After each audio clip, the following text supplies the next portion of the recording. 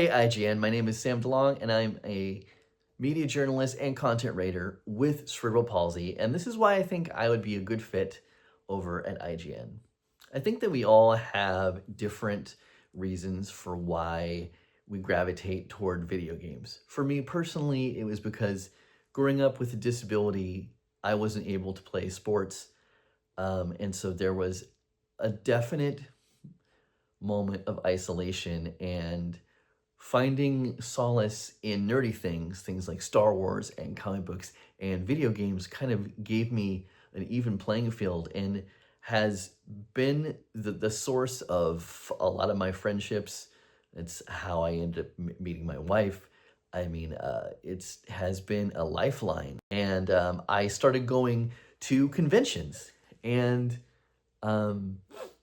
with the intention of interviewing people. I didn't have any press credentials. I didn't have anything to my name at the time, but I just started to pay for autographs, and during the course of an autograph, I would see if I can get an interview.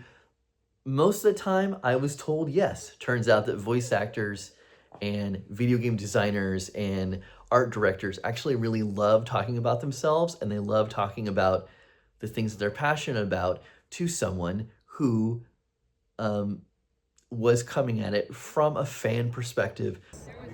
Either as a performer or as a person playing it?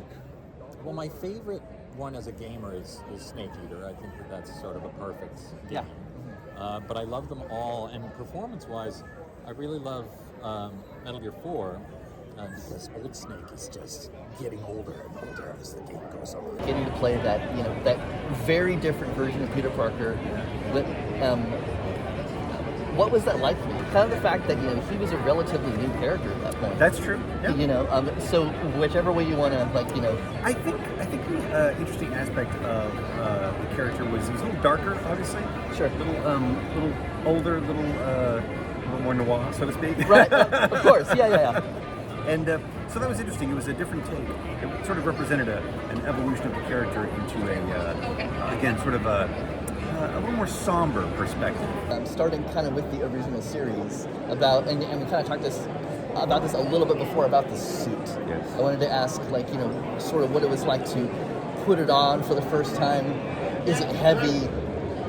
Could you move? Well, that was the challenge for George Stevens, who designed it, and Oscar winner Bob Short of Beetlejuice fame, who built it. Sure.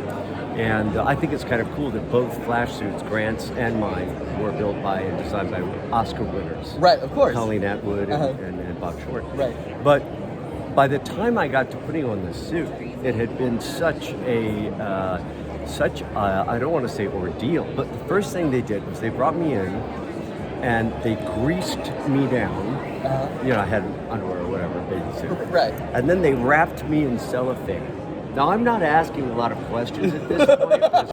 If you can talk about this at all, but we hear the term Metroidvania. It's so funny that that's a term now. You take these two games, you squish them together, and now it's like a thing. And I love a good Metroidvania. Yeah. Happy to be there for you to give you something. I've seen your byline. Maybe it's just through Twitter or everything else. But I mean, I know that name for sure. Yeah. I mean, I don't know if it's through bylines or if it's through just Kind of Funny community and stuff like that.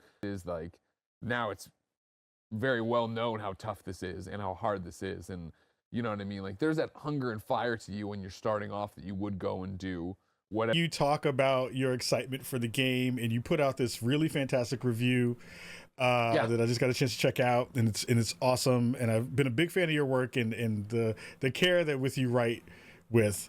And I was like, this would be so much fun to get on the show and talk about all of our experiences on that stuff. But it was Hazel, and Hazel has that personality where either you are her or someone who's exactly. Today on The Fix, Resident Evil 4 Remake is on Trouble on PC, the new Mandalorian and Grogu trailer has a certain iconic Easter egg, and are indie games taking over the industry? Roll the thing!